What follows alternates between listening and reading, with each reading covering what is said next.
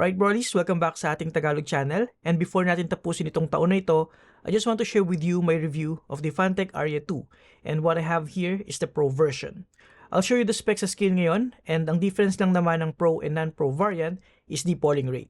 Yung non-Pro is up to 1000 Hz lang using the CX52850P Plus microcontrol unit, while the Pro variant is up to 8000 Hz using the NRF 52840 MCU.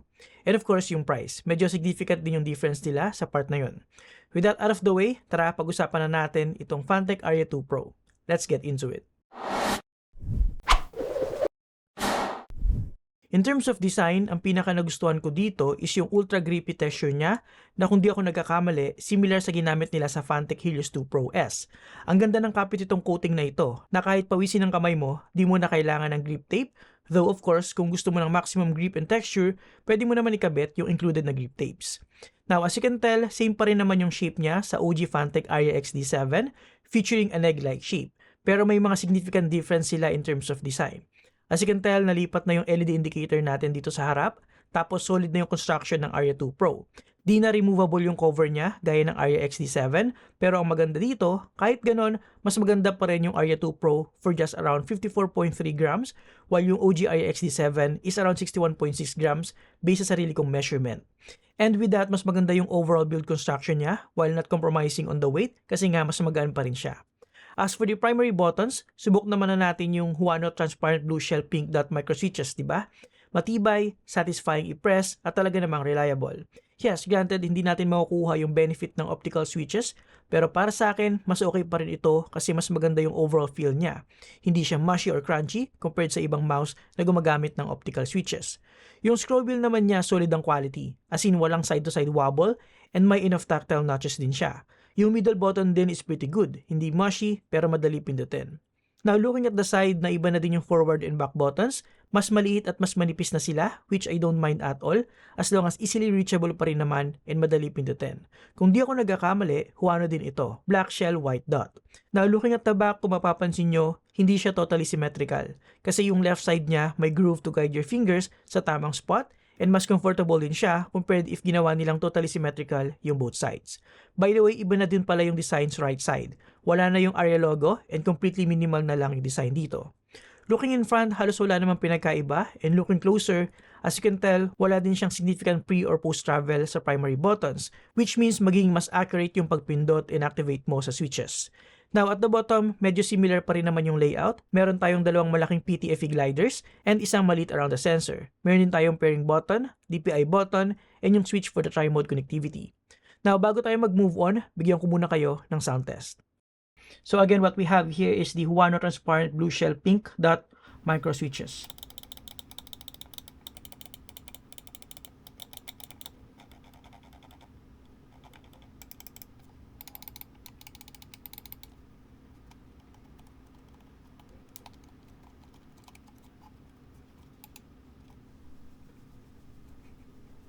All good. So, walang squeaking sound. Huwag mo lang pindutin yung button sa ilalim, pero walang squeaking sound. Good build quality.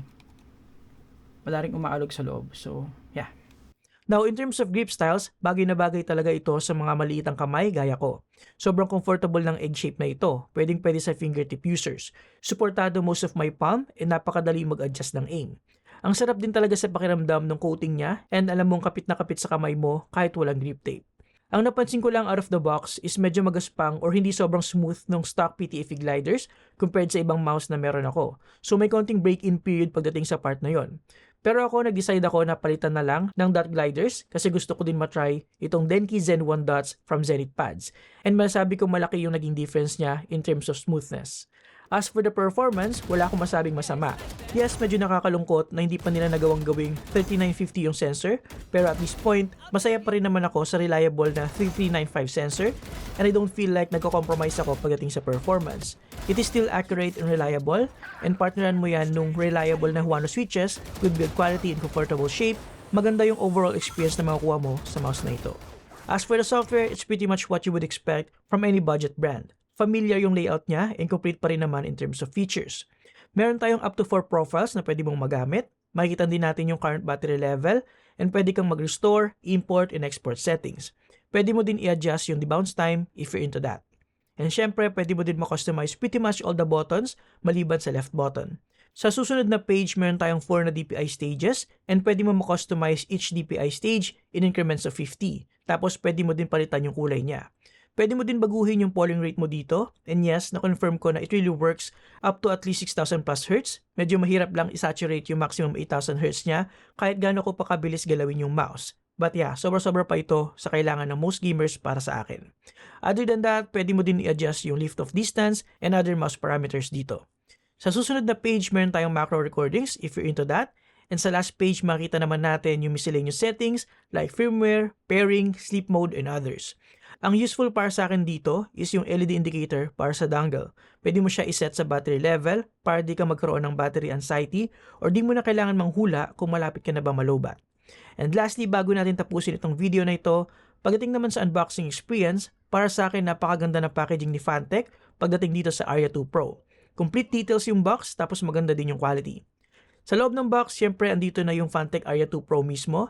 Then sa ilalim ng plastic platform niya, meron tayong quick start guide and an accessory box na kompletos ricados.